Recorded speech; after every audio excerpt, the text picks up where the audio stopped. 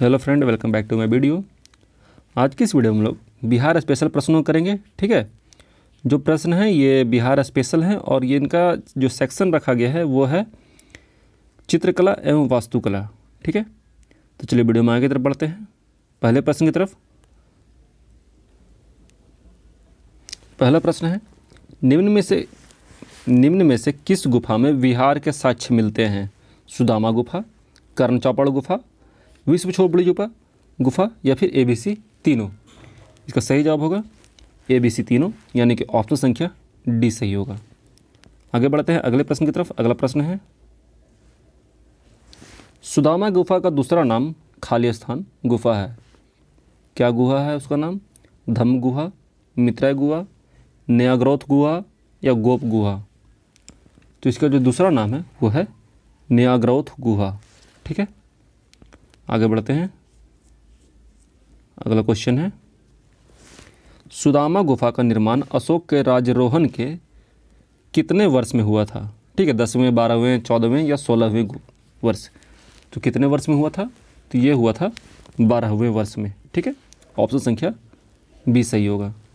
आगे बढ़ते हैं। अगला सवाल, लोमस ऋषि गुफा का निर्माण किस शासक के शासनकाल में हुआ था? अशोक, अजातशत्रु, बिंदुसार या दशरथ? सही जवाब होगा दशरथ के शासनकाल में। ठीक है, ऑप्शन संख्या डी सही होगा। आगे बढ़ते हैं अगला सवाल की तरफ। अगला सवाल है, यक्षनी प्रतिमाएं किस कला का प्रमुख आधार थी? लोक कला, राजकीय कला, प्रवासी कला या स्वतंत्र कला? ठीक है, तो ये जो थी वो लोक कला की एक प्रमुख आधार थी। ठीक है, यानी कि ऑप्शन संख्या ए सही होगा। आगे बढ़ते हैं। अगला सवाल, चामर गृहिणी मूर्ति कहाँ से प्राप्त हुई है? सारनाथ, सांची, तक्षशिला, दीदारगंज, पटना? ठीक है, तो जो चामर गृहिणी मूर्ति है ये प्राप्त हुई है दीदारगंज, पटना से। ठीक है, ऑप्शन संख्या डी सही होगा। आगे बढ़ते हैं। कहाँ से एक जैन तीर्थंकर की मूर्ति प्राप्त हुई है? सारनाथ, पाटलिपुत्र, नालंदा, श्रावस्ती? तो ये प्राप्त हुई है पाटलिपुत्र से। ऑप्शन संख्या बी सही होगा। आगे बढ़ते हैं। अगला सवाल, गुप्त कला किस शैली से प्रभावित थी? गंधार शैली, सारनाथ कला, अमरावती कला या मथुरा कला? सही जवाब होगा ऑप्शन संख्या डी, मथुरा कला से। आगे बढ़ते हैं। अगला सवाल,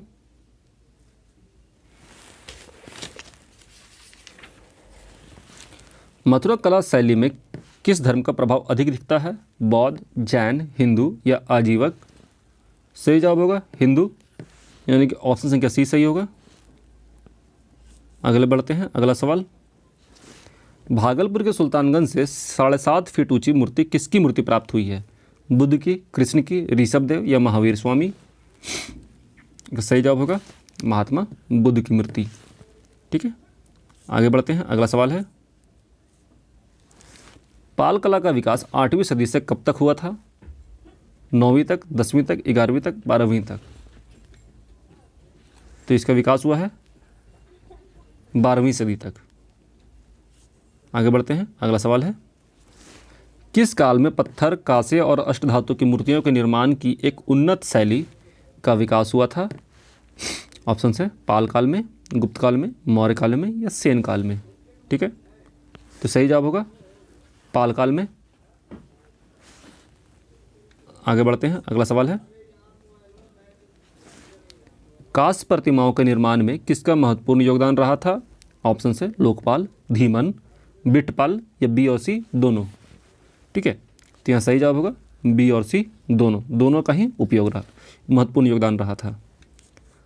आगे बढ़ते हैं अगले सवाल की तरफ। अगला सवाल है, धीमन एवं बिटपाल कहाँ के निवासी थे? नालंदा, वैशाली, मुंगेर या बोधगया? तो ये दोनों जो निवासी थे ये थे वैशाली के। ठीक है, आगे बढ़ते हैं। अगला है, धीमन एवं बिटपाल किस पाल शासक के समकालीन थे? गोपाल, धर्मपाल, देवपाल या बी और सी दोनों? तो ये जो दोनों थे ये धर्मपाल और देवपाल के समकालीन थे। ठीक है, यानी कि ऑप्शन संख्या डी सही होगा। यहाँ पर याद रखना है कौन सा सही होगा, डी सही होगा, बी और सी दोनों। आगे बढ़ते हैं, अगला सवाल है, निम्न में से कौन पालकालीन स्थापत्य कला का उदाहरण है? उदंतपुरी महाविहार, नालंदा महाविहार, सोमपुर महाविहार या ए बी सी तीनों? तो सही जवाब होगा ऑप्शन संख्या डी, ठीक है, ए बी सी तीनों। आगे बढ़ते हैं, अगला सवाल है, उदंतपुरी बौद्ध महाविहार की स्थापना किस पाल शासक ने की थी? गोपाल, अनंतपाल, धर्मपाल या देवपाल?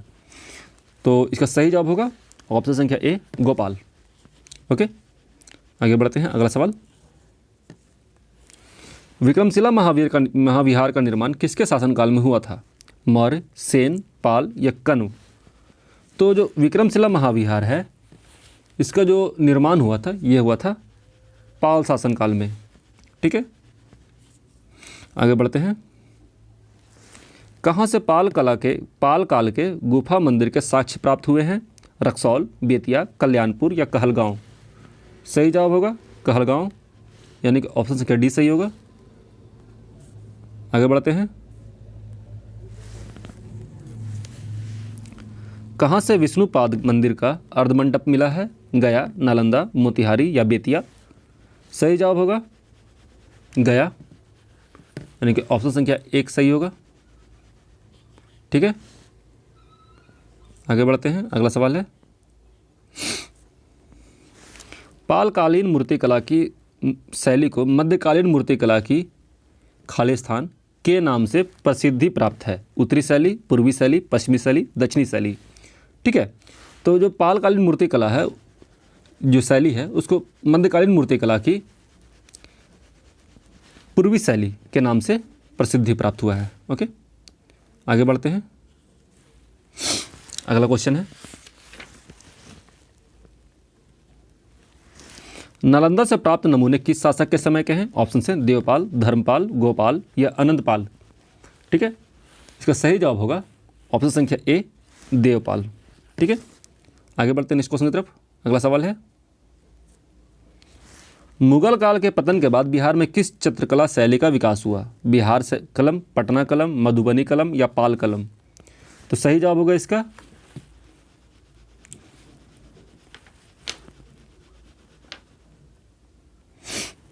पटना कलम शैली, यानी कि ऑप्शन संख्या बी सही होगा। आगे बढ़ते हैं, अगला सवाल, पटना कलम के चित्र खालिस्तान पर बने होते थे, किस पर बने होते थे? हाथी दांत पे, अबरक पर, कपड़ा पर या ए और बी दोनों पर? ठीक है, तो सही जवाब होगा हाथी दांत और अबरक, यानी कि ऑप्शन संख्या डी सही होगा। नेक्स्ट क्वेश्चन की तरफ बढ़ते हैं, पटना कलम की शैली पर निम्न में से किसका गहरा प्रभाव पड़ा था? मुगल कला, राजपूत कला, कंपनी कला या ए और सी दोनों? ठीक है, तो इसकी बात की जाए, इसका सही जवाब होगा ए और सी दोनों, यानी कि मुगल कला और कंपनी कला, क्योंकि यहाँ पर ब्रिटिश साम्राज्य तब तक आ चुका था। आगे सॉरी फ्रेंड, आज के वीडियो में इतना ही। हम लोगों ने लगभग 25 प्रश्नों किया है, ठीक है, जो बिहार के चित्रकला और वास्तुकला से संबंधित थे, और ये आपके एग्जाम के, बिहार स्पेशल एग्जाम के लिए काफ़ी ज़्यादा इंपॉर्टेंट होते हैं। उम्मीद है वीडियो को अच्छा लगा, और वीडियो अच्छा लगा तो प्लीज़ वीडियो को लाइक कर दीजिए और चैनल को सब्सक्राइब कर लीजिए इस टाइप के और भी इन्फॉर्मेटिव वीडियो के लिए। मिलते हैं नेक्स्ट वीडियो में। जय हिंद, जय भारत, अपना ख्याल रखिएगा, and finally thanks for watching.